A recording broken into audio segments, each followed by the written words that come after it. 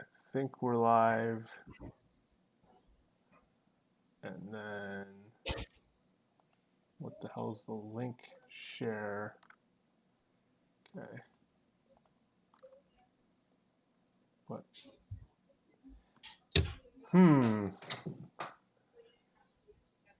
How do I think I'm gonna need my laptop maybe to see the, or I don't know. I'm gonna give you the link and maybe you can see the comments.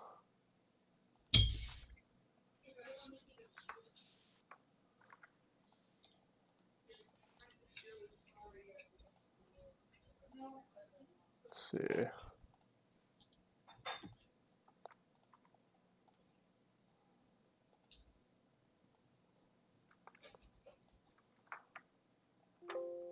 Things around. Going live. Oh.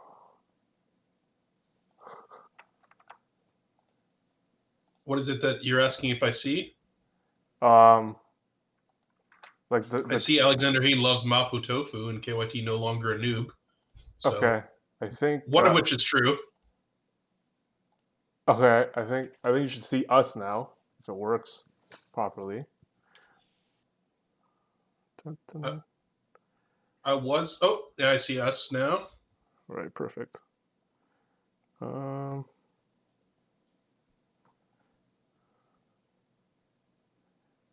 a way to? Is there? Oh, Jack Milson says, "Oh snap!" Oh, okay. All right. Let's do it. Informal. All right, I'm gonna close it. Close what? Ooh, Jarvis, you. All right. Yeah, I'm gonna close the YouTube thing. But all right. Didn't know this was live. Wow. And you have such misleading titles. Like, I mean, I do love Mapo, but you no longer a noob. You're gonna have to convince me there. Couldn't think of anything else. Welcome to another episode of Table for Two. Don't even remember the type of intro. See, Mapo. True. Having my Mapo tofu. That looks like you put in a pretty badass pan or something or bowl. You gotta respect the food, KYT. You know that. You know? Yeah. And you certainly do know that because I saw recently a picture of you from before we started doing Table for Two, and you were like half the size. So. All right. Yeah. Shout outs to the early people, Jack, Jarvis. Jack will catch us later or via podcast form. I'm sure I'm going to upload the audio of this and, of course, delete the beginning where we're just like fumbling around with stuff. But I don't even remember the last time we last talked where, I mean, everyone, because of COVID, we couldn't record in real life anymore. But then we did record in real life when I came over for an outdoors lobster meal, so that was nice. Yeah, that was fun. Back when we could do that, have a socially distanced outdoor meal. And since then, I mean, like MTG has slowed down big time in my life. The co-host at First Strike, for the most part, except Final Nub because he's just a super grinder, has cut back. I think whereas Misplaced Ginger over the last couple of months have, I don't know in the last week if he's still going at strong, but at some point he wanted to really make it as a streamer or give it a go. But for the most part, everyone else is like doing other stuff and reduce their magic. Sorry, just a second. What's First Strike? But what about you? Like you still had to. Well, yeah. I mean, I'm still a contracted Rivals player, and so I am being paid under contract by Wizards of the Coast to play Magic and to not say bad things about it. So Magic. And but yeah, my personal focus has been away from the game. Besides my court mandated Magic the Gathering community service, I haven't really been playing at all. I've been playing other games, reading, watching shows, and working on some secret projects. One of which you know, but one of which you might not know. And yeah, that's right. Ooh. What's the one? Is there something that the public can know or fans? BitConnect. No, I'm kidding. Well, KYT, you've been getting into investing a lot lately. Yeah, Been I mean, there's no high. I don't think unless like Gold to Cat is in the chat asking some like high level Magic questions. I'm not sure we're gonna deal with that in this episode, but we might sorta talk about it. But yeah, I'll go over like some life updates, which is man, like since I got into investments, Alex, and my YouTube feed is recommending a lot of people either recommending stocks, right, how to make quick bucks, or people calling in this. Dave Ramsey comes up a lot. Have you heard of him, or have you seen his stuff on YouTube a lot? Like he gets a lot of views. no. He hosts a radio show, a TV radio show where people call in and they have like massive debt, and he just like gives them suggestions. And whereas I thought, at my lowest point was pretty bad. Like I was never at a point where I was in six figures of debt or whatever. Like it's kind of, I feel like I'm in a very privileged spot, I guess, to not have student loans to ever amount to that. I mean, going to McGill, like McGill, the semester, I remember like also being super lucky that my dad paid for me, but seeing the bill every semester, it was in the thousand, but it was never like in some like the student payments I would have had to make over the years would not have amounted to six figures to become a software Yeah, no. engineer. Yeah, tuition here in Quebec is pretty cheap. You know, there obviously even in Canada in general, I think it's relatively cheap. Though there's some places you can go, it's more expensive, and private universities, of course, are more expensive. But yeah, like here in Montreal, it's pretty cheap, and so I have really no excuse for having not gone. I don't know. I mean, you've done well so far. You could say you've taken the path that gave you the highest return up to this point financially, and Maybe it for me it's even better because my mom's a professor, so I could have gone to school effectively for free. But it's we're talking about saving like a few thousand a semester or whatever, but it's still not an exorbitant amount. Like when I hear my friends from the U.S. talking about what it costs for their school and how much student debt often that they had to go into, it's crazy. No, not even talking about going to Harvard or something, right? We're just talking about like relatively normal schools, and you're still gaining 30K in debt a year or whatever if you're lucky. yeah, I think it's kind of to the point where like I'm watching these like the titles of these videos, and it's like, is this even like real? Like, I'm skeptical even because it's like over 300K in student loans and debt. This guy calling in, and it's like, wow, I can't. Yeah, I couldn't even be in that position because of where I live, I guess. Yeah, no, I mean it's crazy, but it's easy to see how it adds up because you spend 4 years each year you're and then you don't actually like all those loans pick up, and you can't even declare bankruptcy, right? Because the way the system's set up, that you you can't forfeit those loans, so you're just kind of screwed. And that's why I guess they're talking about student loan forgiveness in the states. So we'll see if Biden actually does that or not. This is not supposed to be a political podcast, even though everything's political. But we're gonna cut it there. You can guess at what KYT and I think about such things. Uh, Though I will say though that one of us bet money on the election on Biden to win, and one of us bet money on Trump to win, and that's it. I'm not going to say anything more besides that. All right. um, so I went through I guess a common journey of I would say I'm not, definitely my situation is not, or the things I did is not unique to me where um like again I feel, in a way I feel kind of bad because I never like went down that low, like 300K or 600K, these crazy numbers to me, Oh yeah, but I feel terrible that I've never been down that low. It's really a missed life experience to not be, okay. you know, whatever 400 million in debt, like Donnie.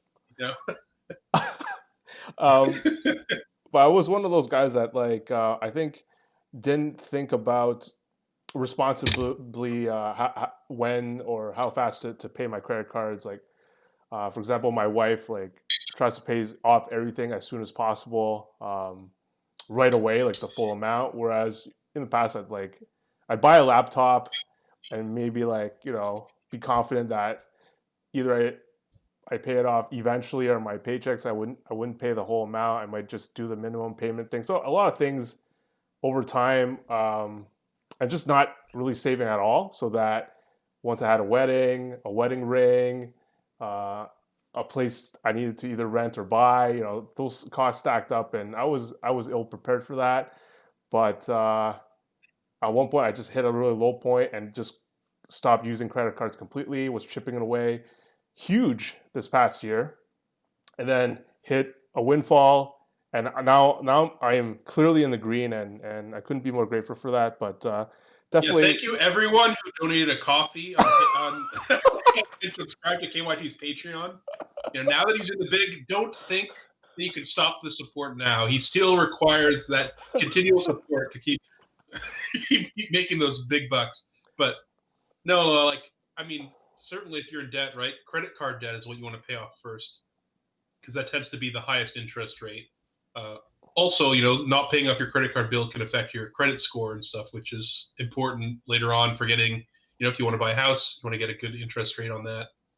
Um, and somehow we've changed into the finance podcast. But anyway, it's a life. It's next level life. yeah, If yeah. things I've learned this year, like 2020. Yeah, well, something for instance that I've learned not this year, but relatively, was in terms of like, imagine you have enough cash you can just buy a house outright, right?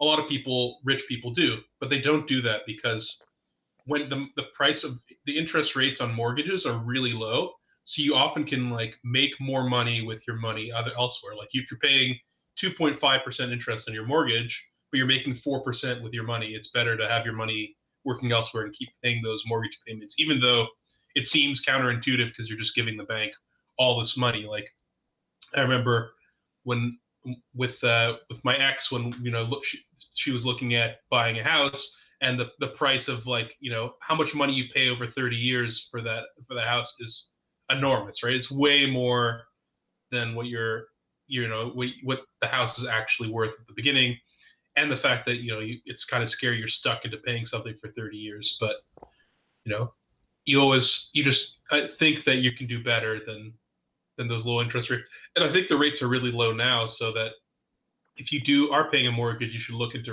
refinancing options. Yeah, it's kind of crazy because there's a lot of counterintuitive stuff or stuff that might seem like there's one thing, but when you put a bigger down payment, there's that like I guess like psychological peace of mind because like right now I'm definitely buying a place next year. I mean, I promised my wife that a long time ago, and the classic down payment Oh, you at least promised her that you were going to buy a place in 2021 specifically? specifically 2021. Yeah, so in um, classic thing is like 20% down payment, at least here in Canada or that I've heard. And then like you mentioned, if you pay less than that, you have to pay a certain percentage in insurance. But of course, if your money can make up for that, etc., like you might be better off just like some people do that. They pay 5% instead and make their money work. Even with the insurance costs and whatever, they can make up more than that. So it's like it is an interesting thing. Yeah, well, often you get a better interest rate if you're willing to put a bigger down payment percentage, right? Because the bank is more sure about their loan because, the fact that they recoup all that money if you foreclose, that means it's a better deal for them potentially. Uh, so there's a variety of things there, it's there's a balance with everything. Just like, there's a balance between keeping all your money in a under your pillow or whatever, where it's pretty safe, let's or buried in the backyard, I guess is this super safe versus you make no interest on it, versus you can invest it in lottery tickets, kind of like how KYT did, and then you can strike it big, really big, and suddenly be out of a student loan sized debt. A U.S. student loan size that. um, but I wish like all the factors you talked about are things that I actually don't. It's not clear like in some cases like a Magic playing scenario where once you analyze the situation, the clear plus EV play is. There's a lot of considerations for this that I wish some expert or that is in line with that is not just out to like make a commission or whatever can break it down like the EV or risk of each option. So we'll see what happens and what I end up doing. Because of course I have friends that they're just on air on the safe side, like, oh, you want to pay as much down payment as you can, so your mortgage payments are lower, and you want to because debt is typical things they would say. And then there's others that would be like, no, YOLO, go as low as you can for down payment. So lots of different theories. And one thing I wanted to Yeah, mention, we have some friends who would say pay as little down payment as possible and buy Bitcoin with the rest. yeah. Max out on Bitcoin. I mean, Uh, not only Glenn in the chat, but we have someone else that a big proponent of Bitcoin who would recommend that. I think I've heard that he even like sold property that he owned so that he could put it in Bitcoin. So it's a rumor that I heard too, but everyone has their options. Um, I wanted to. Oh yeah, one thing I wanted to mention, a controversial thing. While I was just like reading up on Dave Ramsey on his wiki, when you mentioned like paying off, you should pay off your credit card loan first because it's higher interest rate.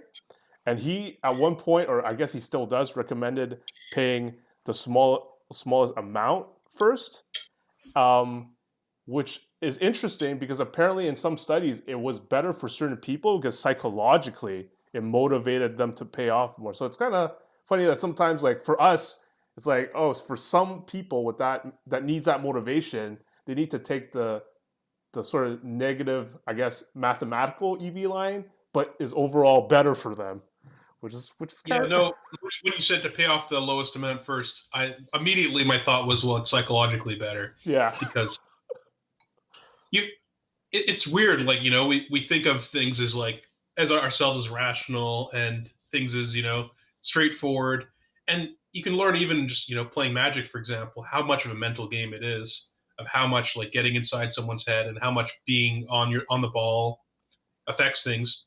And you can, obviously investment matters too. Like if you have to give up something, which you do when you're trying to scrimp and save, right? You have to make sacrifices. And what are you sacrificing for? And it's a lot easier when you see you're like, oh, I've made progress. I've done something, a little baby step in mental health too. It's like, you know, the first step is like just going outside for a walk for 5 minutes or whatever, and then you feel like you've done something, even though it seems from the outside it's like it's nothing, right? But something is even if it's a small something is better than nothing. So The one topic we had that I think we were talking over Facebook, where I told you I started to think like the more and more the world is a rich get richer type world, and I was just thinking about, let's say, my investments. Let's say I have 10K in the bank and you have 100K in the bank, but for the next couple of years we just literally do the same thing, but we both have this. Let's say we're both, our investments are in the same thing, but after a period of time you would make so much more than me just off of that interest. yeah, And one would expect that I would have 10 times the amount of money as you at the end, just like when we started. So, uh, however, the increase in our amount of money, right? Let's say we're each getting 10%. Well, in a year, you're making $1,000. I'm making 10,000. So, sure, I still have 10 times as much money as you at the end, but the amount that I've gained by is also 10 times more, right? So, and like part of me goes like, the counter is like, okay, maybe you did something to earn yourself that amount in the first place, but like maybe not sometimes, like yeah, obviously, sometimes. I want a pro tour, man. Come on. Nowadays, they pay out 15,000, but back in the day, you could make more than that. It's But maybe actually it also made me think of while I was walking back home after getting coffee, I was thinking like it reminds me of Team Fight Tactics, where you actually like you want to be the guy that is able to survive with a lot of gold, so you're just making interest Right. every turn, and then Yeah. other people die off, and then you're just like, yeah, I'm still up here. Um, I think your example though of someone having 10,000 in the bank and someone having 100,000, it's not as obvious. It's not as stark as often the reality of money is. Let's say we're talking about buying houses and having a down payment. Often the cost of a mortgage and the cost of rent are about equivalent. Sometimes one slightly more, sometimes the other one slightly more. But roughly, let's say rent and mortgage are similar. So the difference of renting a property and buying that property is having that down payment. So if you talk about two people, one has the down payment, one doesn't. Well, one guy is going to end up being the landlord, and the other one's going to be end up the renter, right? And the renter is going to just pay for that property for the other person, other than the down payment. So just by virtue of having that starting down payment, that person's gotten incredibly wealthier. They turned that down payment into the whole house. Whereas the other person, they've gotten to live there, sure, but they spent the money and it's disappeared. And so it's things like that that can have bigger effects. Like you see during this COVID, right? The richest people have gotten so much richer, whereas the poorer people get way poorer, and it's because it's kind of a cascading effect each way. That if you're really poor, you have no money, you just have to get to your job with your car, and then something's wrong with your car, you can't afford to fix it. Well, then you can't get to your job, and then you certainly can't afford to fix it, and then suddenly you can't afford to pay rent or food, and you're on the street. Whereas the other way around is like, oh, well, I have $5 billion in the bank. Oh, there's this new company called Facebook that's looking to have an angel investor buy 40% of the shares for $2 million. Looks like a good deal. I guess I'll do that. And then now you're a billionaire. So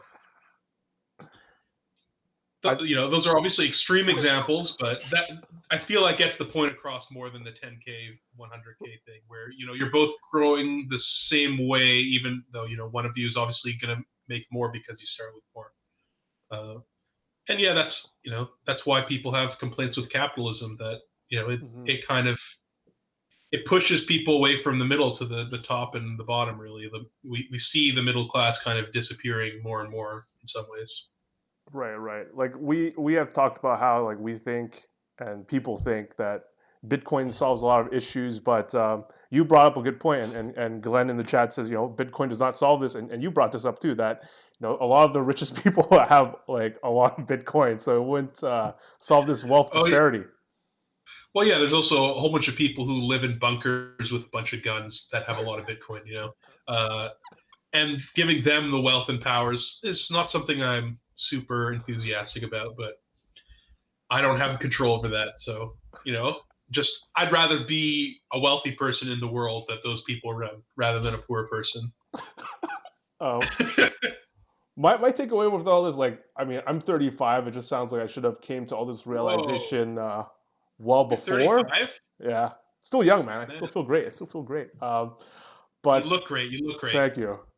Well, I guess I should have known this, like, but like my mom was just always telling me to save money, I guess, but not making me realize like the thing that we're talking about now, where like it just scales like crazy. Just like once you have a lot, it just like you just can easily build on top of that. And maybe also since I got my first job, I was really again maybe buying magic cards a lot, magic decks, or spending a lot of time doing things that didn't really bring back financial reward, like putting too much of my free Right. time in mana deprived or whatever, and Well, possibly living paycheck to paycheck. That I didn't think about like all the saving stuff until this year, but at least it's not too late. It's not too late for me. it's Um, never too late. Is one important thing, but yeah, I mean, when it comes to investing, the two biggest weapons you have, right, are the amount of money you can put into it, but also time. Time is huge. So if there's anybody who's like a teenager starting now and they have some money, invest it, save it, and because there's like if you have like 7% interest, and it doesn't take that long for your money to double. And obviously 7%'s pretty good, but you look at the stock market and see on average you can get that type of return. Um, Not to mention when you're investing in good things or Bitcoin. But Who's is that? Who's telling you to promote this? I think, but when I was like, not I wouldn't say broke, but like didn't have money. Like people would encourage some of my friends that got into investing who had more disposable income wanted me to, like, kept encouraging me. But I'm like, I can't right now. Like I have to pay for this, I have to do that, and then I realized that some people, and I'm sure you've experienced this a lot. I guess in Magic also, where you feel like once they start teaching you, they just want to. I feel this way anyway. Some people just want to feel like they want to confirm that what they did was correct. Like they want to show you the path that they took, sort of just to like, even though like as I'm going through it, I don't think it's like some one of my close friends when I said I was going to invest in the stock market and just pick an index fund. He's like, no, you don't want to pay an ETF. You want to do your research and pick individual stocks.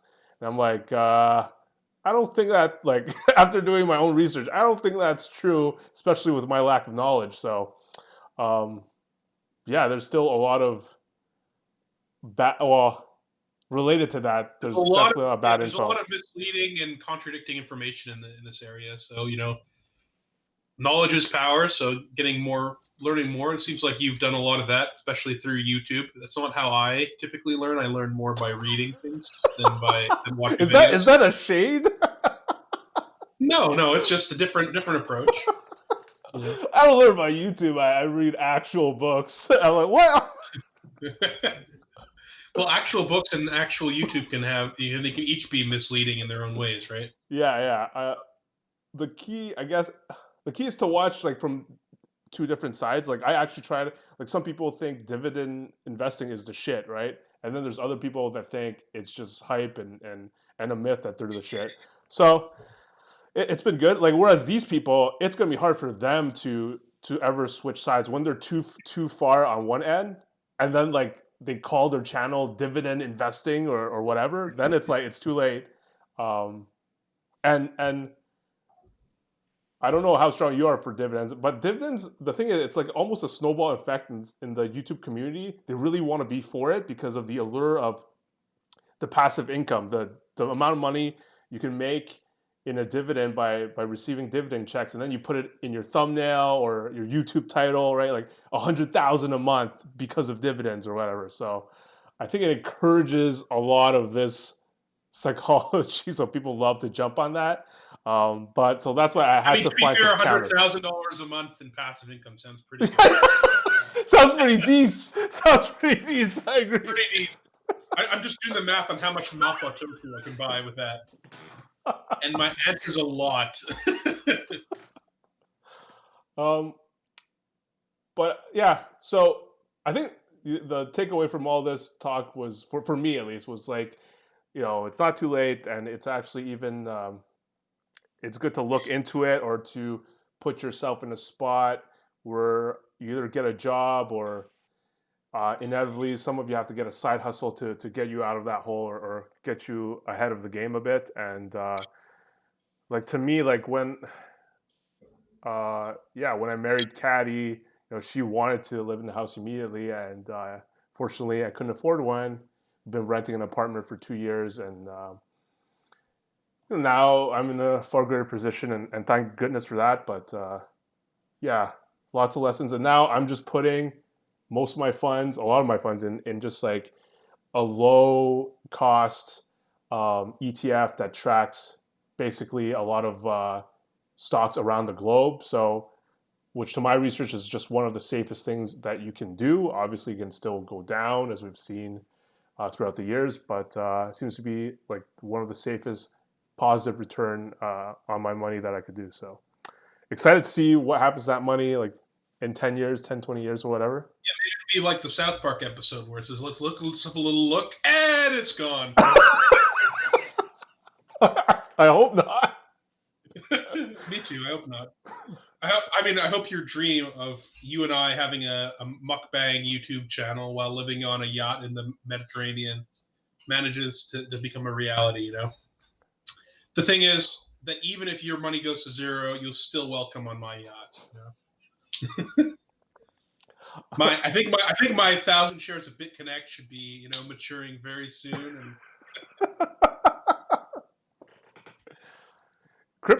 Yeah, crypto's getting big. I mean, I'm not. I might retweet some positive crypto stuff or crypto news stuff on my Twitter that's just lately. because they're offering 1,000 sats to one lucky retweeter, right? I think I might have done that once. I did that once, at least once, in the past 2 months. But the reason I'm not tweeting it like crazy or putting it on Facebook or whatever is like I'm also still like I'm not like 100% convinced it's I'm not 100% either. yeah. Kind of how I view it is that it's good to diversify your investments, and I think that having a small percentage, at least of your portfolio in crypto, is both a hedge against other things going terribly, but also potential for crypto to skyrocket, and you'll be pretty happy to have had like 5% of your portfolio in it if it does. But on the other hand, if you have only 5%, if it goes to the crapper, uh, it hurts, but it's something you can afford. Whereas people who are investing like 90% of their portfolio, I think are crazy because the chances of it going to zero are legitimate, and if that happens, then you're kind of screwed. And also, people who have nothing invested in it, well, you're just missing out on a good opportunity. I think, like, something that Magic teaches you is kind of to find spots where there's good output for the cost, right? And I think that if you find a bunch of things that are like all individually high risk but high reward, and you bet on all of them, kind of, then you're usually going to come out ahead. That's kind of how angel investing works. That they bet on companies that might become 1,000 times more valuable, um, but have a good chance that they're just going to go broke. And they bet on 100 of those, and if one of them goes to 1,000, they made a nice profit of 10 times, right?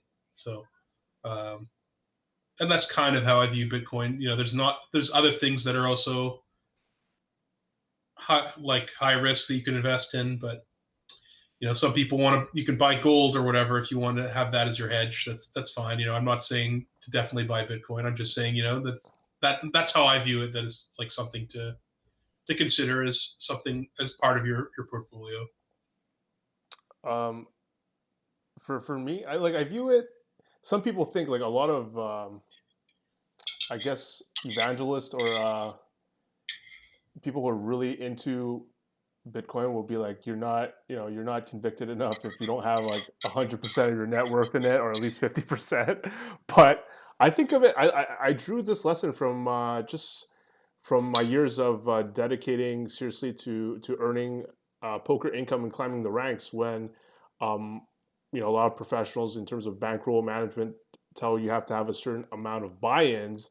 Like even if you're the best player in the room, and that's because even if you have aces against whatever, and you're a huge favorite, you don't want to go busto. You don't want to a loss to make it so you take too long to recoup that and make money again. So when I view it like that, I'm never gonna have like a giant, unless you really think it's a sure thing. Then I guess if you think it's like 100%, but I I mean, look, I think it's a good bet, but I don't think it's 100% by any means. So, yeah.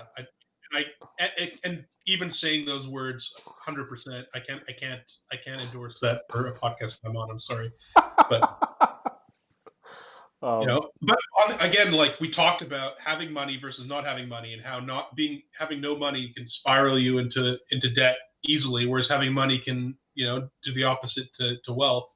So why would you ever put all of your bankroll at risk when there's huge benefits to being able to have money for whatever comes along, whether it be a disaster or an opportunity.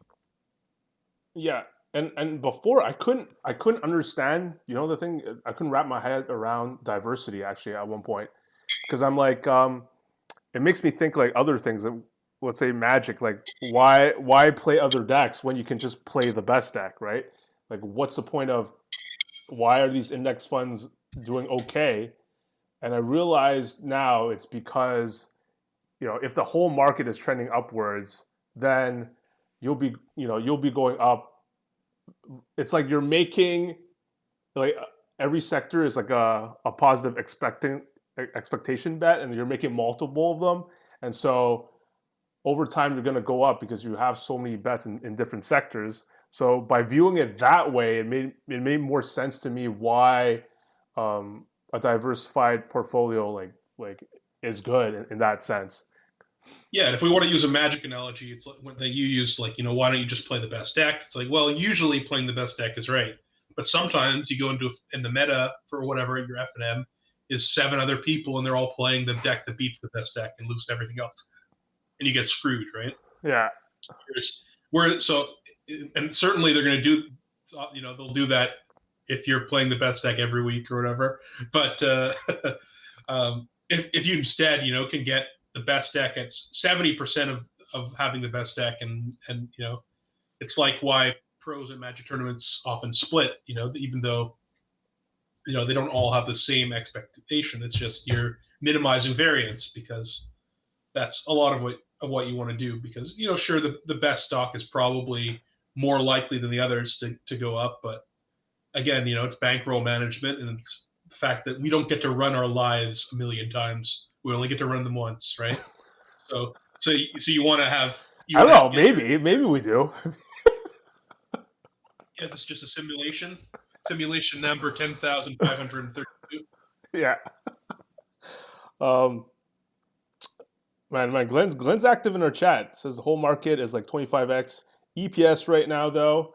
I'm assuming like he's saying it's like quite high, and like a lot of people think it's a bubble that's about to crash early 2021.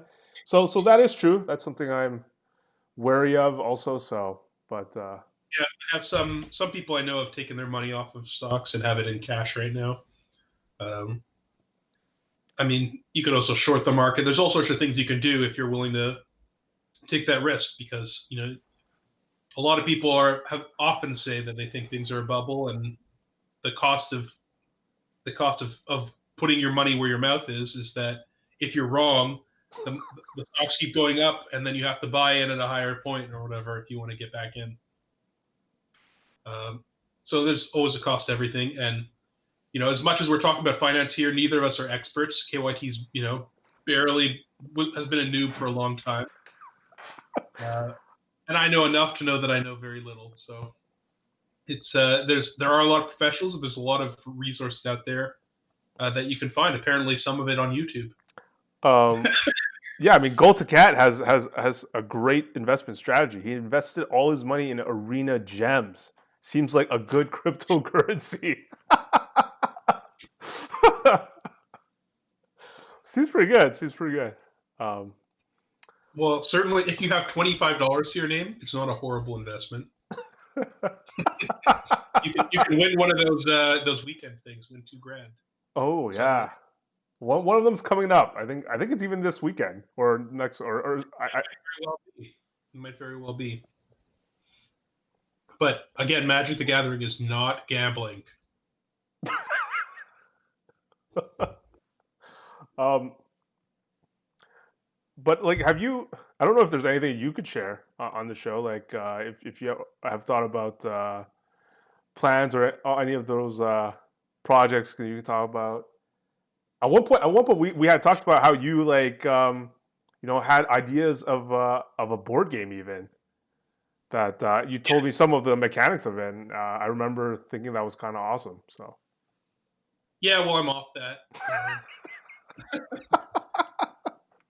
I think investing, or my time and energy into something like that at this, where who knows what certainly the analog world has to bring with us, um, is iffy, and board games in general are also not an easy market, I think, to get into.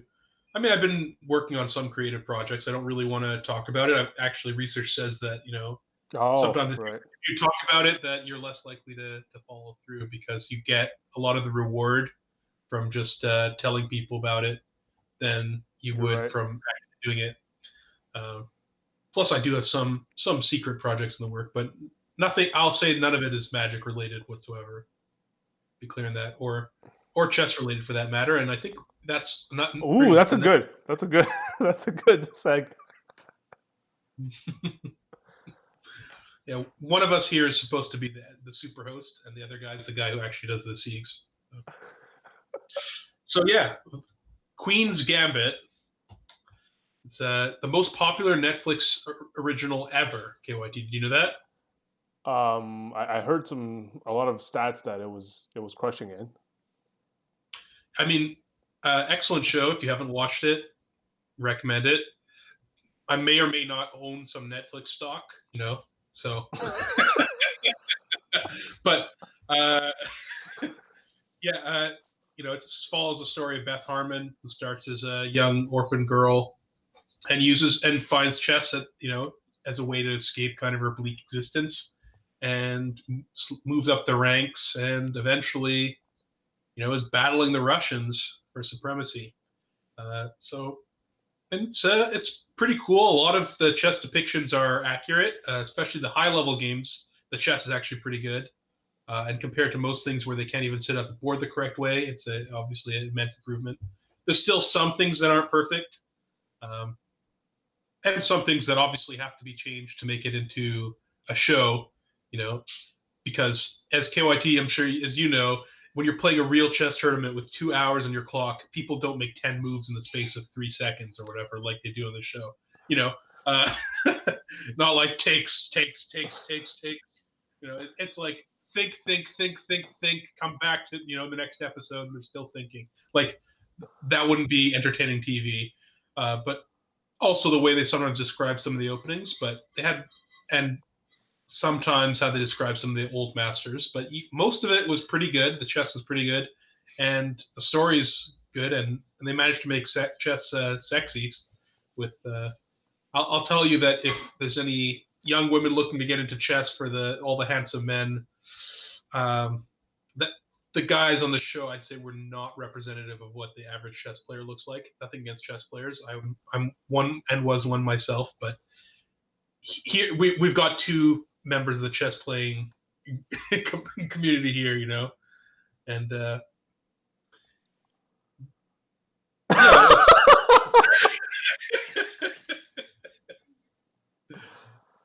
I think it was. Oh man, it's one of my favorite shows ever. I think just because the main character was just intriguing enough for me to care about, and for her to have enough flaws where it's just like it was interesting, and then like you still wanted to cheer for her despite um, the many facets of her personality and life, and whereas people Magic players on Twitter, they took different things from it. yeah, Some like reminded them of like playing tournaments themselves, Magic tournaments. But me, no, not me. It didn't remind me of playing Magic tournaments. It reminded me of playing in chess tournaments specifically because um, the visuals, the place they would play, that was more representative of what a chess tournament looked like. It didn't remind me of Magic at all. Um, and then what reminded me the most of is, I mean, not to give anything away for people who still need to watch it, was the spoiler alert, the beep beep beep beep beep beep. camaraderie of like chess players like helping each other. That part reminded me of Magic, where we might share ideas to come up with to tune a deck list or be super happy for someone to win. It reminded me a lot of a particular scene in the series. Reminding me a lot of when you won in Barcelona, and me and other friends like Rob Anderson were up until like some ungodly hour, like 3 to 4. I think it was maybe 5 a.m. by the time you won. Um, just watching Spoiler the alert, stream. I won Pro Tour Barcelona. Yeah. And then you won. It was like we were so happy because it's something that's really sometimes it can be really hard because you're often chasing the same thing, and it's hard to not feel like you wish that it was you instead sometimes. But I just remember that particular moment. I couldn't be happier for you, and Appreciate that, man. yeah. Maybe it was easier because it wasn't an F&M that I was winning. It was a Pro Tour, so just so far away. Yeah. Sorry, Arena Super Cup, I should say. You don't even play FNM. um, it's just I mean it's so hard to it can be if you're really competitive. It's hard to not feel like you wish you No, but were. I mean, yeah, I felt that. I like you. I kind of felt the tournaments themselves looked a lot more like chess tournaments than Magic tournaments and how they were set up and the venues and so on. But at this point, I'm definitely more familiar with Magic tournaments, and for me, a lot of it was like Beth's struggle and kind of her arc of obsession and substance abuse and stuff was somewhat reminiscent of my journey in some ways. That Hmm. uh, I mean, I was never anything like that, but to that extent. But certainly, you know, alcohol after tournaments was a big thing that a lot of people I think would partake in, and it got to it got to a point where it's like, why, and it's easy to see that it's something like magic or chess can take over your life, especially if you're aspiring to be the best and trying to get there, and the the feelings when you miss, right, when how devastating things can be when you invest so much of yourself and your time and everything into a goal and don't succeed. Uh, that's certainly one of the things that made it very unlike Magic tournaments is that Beth did not lose. And when you're playing Magic tournaments, you lose so much, right? Yeah. Like, oh, this Magic tournament has first place prize of $500. Oh, I'm gonna go get that. It'll be a good investment. It says, no, it is not. You're unlikely to win. you know, Maybe first place is the most likely of all the positions for you to end up. But anyways, it's again, it's a TV show, but it was a good one, and it's going to bring a lot of people and hopefully also a lot of women into chess, and that's cool. Seeing chess booming up actually on Twitch, and it's cool, and it somewhat makes me regret having moved out of chess and then later into Magic. If I, but on the other hand, I've also learned that being a Twitch streamer isn't really the thing for me. So Yeah, it's not the thing for me either. But yeah, over the past year, it's kind of interesting. Where like Hikaru started streaming a lot, gave it a boost, and now we're seeing another boost because of Queen's Gambit. And my wife started getting more into chess because not because of Hikaru and all that stuff, but because of Queen's Gambit. She saw a woman doing well in the game, and the way I mean, once you see those a nice chessboard with the nice chess pieces like being moved, and she loved the sound of them hitting the clock as well. oh yeah, She feels that's so cool. it's also so satisfying to hit the clock, isn't it? Yeah, Especially when you capture a piece and you're using the piece to hit the clock. That's the most satisfying. But yeah, a nice wooden board with weighted pieces is really yeah. nice. Though you get all these, like, I would always get as gifts from relatives, like these overly ornate boards that are just like actually crap. Like I just would see in every shop, like even like face to face or whatever, in the front window, there's like a Simpsons chess set or something. It's like nobody wants that if they're a real chess player. You just put that up on like the side, and set up to be like, oh, isn't that cool? And that's it. But you don't actually play with that. That's not. It's just it, and you just get so many things like, oh, he plays chess. Do you know what he probably needs? A chessboard and a chess set. It says, no, I already have one of those. Otherwise, I wouldn't be able to play. Also, at tournaments, they would often have pieces already set up there, though you could use your own pieces when they're nice. And a portable chess set is actually something useful. Like had these Russian-made magnetic like portable chess sets, and they're quite useful. They're just like this big or something, and they fold out, and it was cool to have that. And chess clocks are also useful paraphernalia. But But it's on my wish list though. If my wife is listening, on my she knows this already. On my wish list is like like not a cheap set, like Give me one of the most baller sets that are on the market. That it's not like super baller, but So like you want a Game of Thrones chess set? Is what you're saying? no, I want something that like actually looks like a chess set. So like one chess set I'm actually eyeing to buy myself, but it's like hyper baller is the World Championship, like the last one that Carlsen and Caruana played with, called the Oh, the World pieces Chess there. Set, and That's cool. it's priced at a few $100s.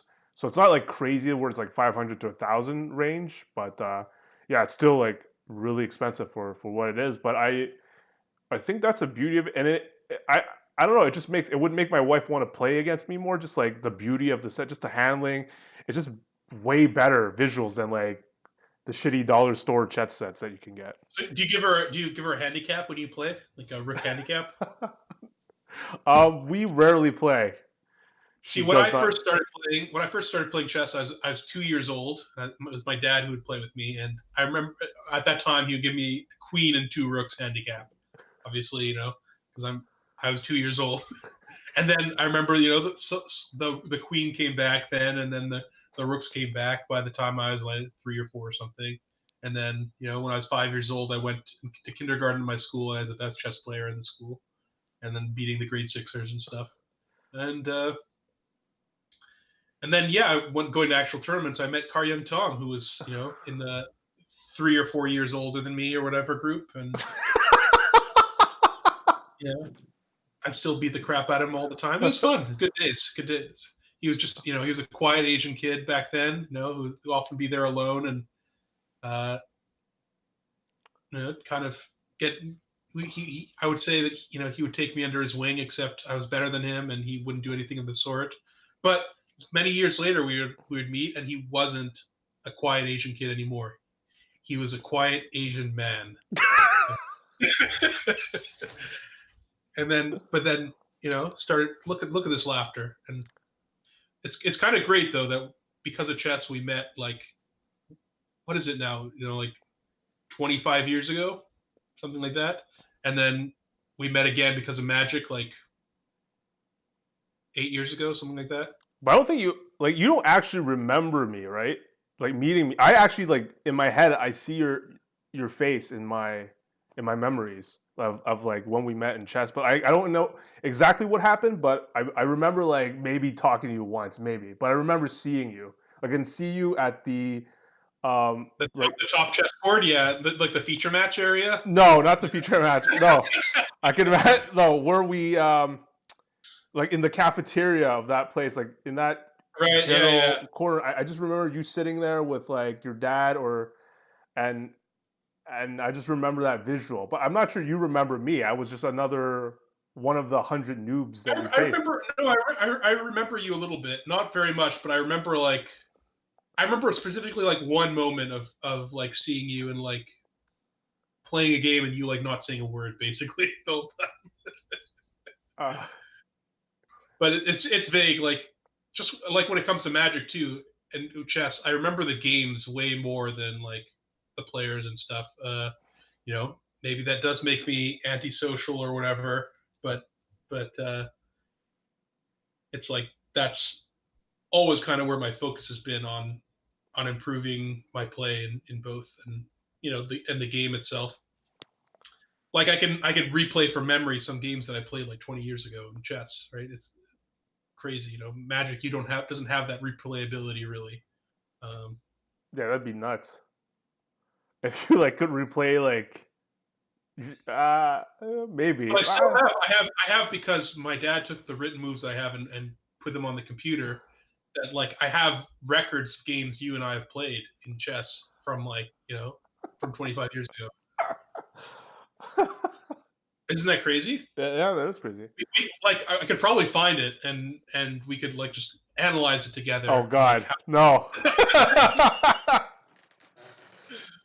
but oh yeah, certainly playing chess as a kid, I was reminded really of like the one scene in the Queen's Gambit where the opponent like is super dead and they're like draw, you know, and that is an extremely unsportsmanlike move when you're just like completely dead, clearly completely dead, and you're offering a draw. Like that's like in and Magic, hot, like unsportsmanlike conduct warnings.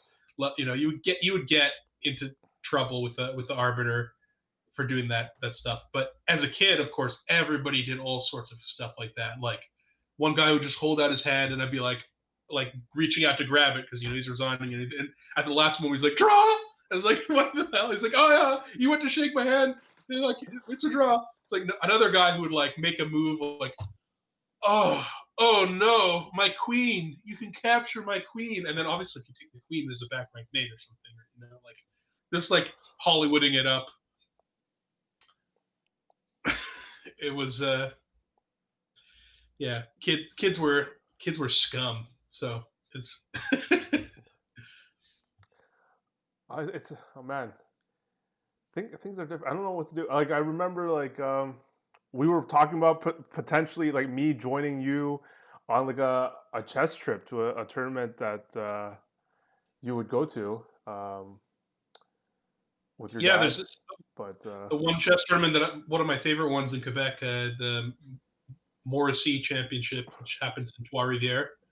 And for those outside Quebec, that's like, it's kind of the third biggest city in Quebec, I guess, after Montreal, Quebec, uh, and it's which makes it fairly tiny, but it's like it's central and yeah, there'd be like tournaments there with good prizes for all sections. Even KYT section would get a cash prize, and I do wonder how good the unrated section is. well, what's interesting is that sometimes there's like a master, a grandmaster who just like moved from the Ukraine or something, and so they're unrated because they only had like a Ukrainian That's rating so or whatever. annoying, though. That's not fair. Well, up in the unrated section though, I remember you couldn't even win real money. You could only win store credit or whatever. So you could buy a whole bunch of books or something. It was crazy. So yeah, that scene with when Elizabeth is like, what are the prizes for the unrated section or whatever, or the unrated section, Garbo prizes. She's like, no, open section. But also there it's unrealistic because the open section, like there's multiple players over 1800. It's like that's not a good rating. I mean, that's a fine rating for like it's a solid player. I guess what they call a club player, right? But it's not a it's not someone who they later say like one of these guys is in contention to become a grandmaster or whatever. It's like no, they're not even close. There's close to being a grandmaster as KYT is to being on the pro tour. Like it's just not anywhere that. Hey, I've been on it before. Um, Sure you have, buddy. I would We love all to play. I would love to play in a chess tournament where I just played like the noob section forever. Like C. What was it? C section, D or E? Like yeah, E. I think. Well, yeah. this Morrissey, I think they go to E, and the rule is though if you win a section, you can't play in that section ever again. So I when I returned to chess after hiatus in my teens or whatever, and I went to play that tournament again. I played in like I think it was in C section, and I won it easily. And then the next year I played in B section. I won that. so I'm not allowed to play in B or C anymore. So I have to play in A or open. I think I played in A one time or something and finished in the money, but I didn't win. So I'm A not A that. is pretty beast, right? I think. Yeah, it's over 2,000 under 2,200 basically. I think. Oh, but still, I get. Is that still within your reach of like winning though? I forget your rating. I mean, yeah. I'm about 2,000. I think is around where I am. Though of course I'm rusty and different times I've been better or worse. I think the best tournament I played, I had like a performance rating of 2,200 or something. But the part of where like Elizabeth Harmon goes through all these books in the Queen's Gambit and reading and studying all the openings, like that's the work that I have to do and that I've never really put in. Uh, and I don't know if in some ways I regret it. It'd be cool to be like have a title in chess rather than be what they call an expert. But especially when like all my chess friends, who are on my level as a kid, are all now like international or grandmasters. So my rivals at the time, and and then there's also some of the other kids are podcast co-hosts. So congratulations to you, KYT. All right, they can never take away Pro Tour champion from you, so that's Well, they yeah. Well, I said I was not going to talk about Magic. So I wrote on my hand, I will not talk about Magic. You know. right. I don't know, like maybe to wrap things up, what my plans are. I don't know. Finding a house, number one. What I want to do is number one, finding a place that will have either the basement or a room dedicated to like podcast or content creation or whatever. I'll never become a streamer, but I am interested in just like making YouTube videos or just more podcasting, but in a better. You know what? You've probably seen some of them on YouTube, like some of those like more baller setups where they could Oh yeah, some people even have insane setups. It's crazy. like Whereas you're casting from in front of your trailer park, and for me, I'm in front of the Four Seasons. You know, you look like you're in front of some garbage place. Um, it's but the Four Seasons. Okay, Four Seasons landscaping, sure, but the regular Four Seasons was already booked. but the really like basically a studio where like if you came over, it looked like we were doing some professional show. Yeah, I the think Joe that's Rogan setup, right? yeah, something like that, but obviously lower budget and but something like that. Like that's what I'm interested in doing. Once like sometime in we're saying 2021, 2022, and that's where my head is at. I think to I still have that itch to create, to do something, and I haven't in a long time. Um, it's been a long time for someone like me who's been like putting content out there since 2010. You've been So busy creating wealth instead. You know, so you need to stop doing that. Cut out with that crap and start making content again for coffees. Okay.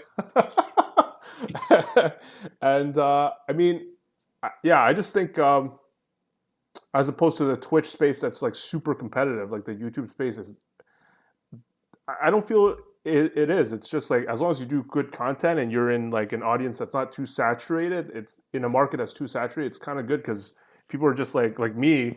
I just like run through infinite investing channels over the past month or so, and see a bunch of different people doing well for themselves, and yeah.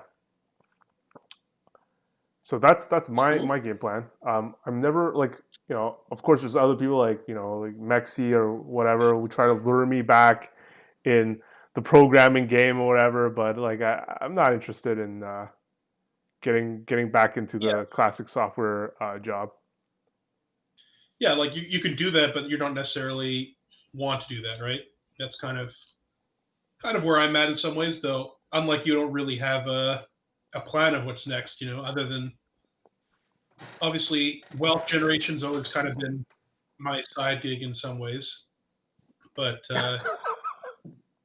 it's like I spent a lot of time devoted to Magic, and at one point I believe I was for a good period of time I was the best player in the world. I'm definitely not now, uh, but would you say, KYT, that Autumn is the best player in the world right now? But anyways, that's a tangent. Uh, that yeah. So and like I achieved that, which was a goal and a dream of mine. And it's like what's next? And you know you just go through the park and play against the people who are there setting up their Magic games. Uh, uh, and I kind of decided that Magic isn't what I want to be. It's not my end game, right? Uh, so I don't know what the next stage is for me. Kind of still figuring that out right now. and try to basically dipping my toes in a bunch of different waters and seeing what I think of things, what I like, what I'm good at. Um, and yeah, I don't plan to be a content creator for money, but it's kind of fun. I like doing the podcast with KYT. I've liked doing some other content with some other people. Anything I can do, that other helps other people and doesn't take much away from me is all, I'm all on board. But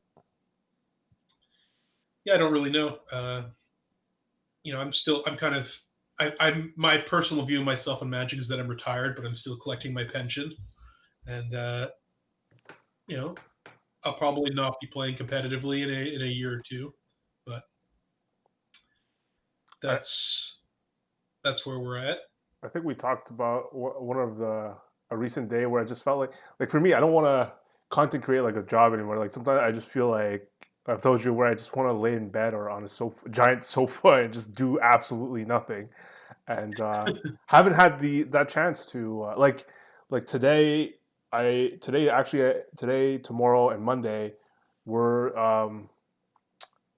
since working at Face were the first 3 official days off I've had in a long, long time. We're talking about a long, long time. Like I was supposed to go to Peru earlier in the year. COVID happened, so these like pseudo days off that I've first time I've taken a breather. Which reminds me of a funny day that you were talking about, like the same day where you like, you didn't feel like doing much, but you ended the day doing something productive because you bought Bitcoin. So you made up for the whole day by doing a Yeah, very productive thing. you do baby steps. You find something, even if you feel a day or something's ruined, you find some way to take a step forward, or even if it's a step backwards, whatever.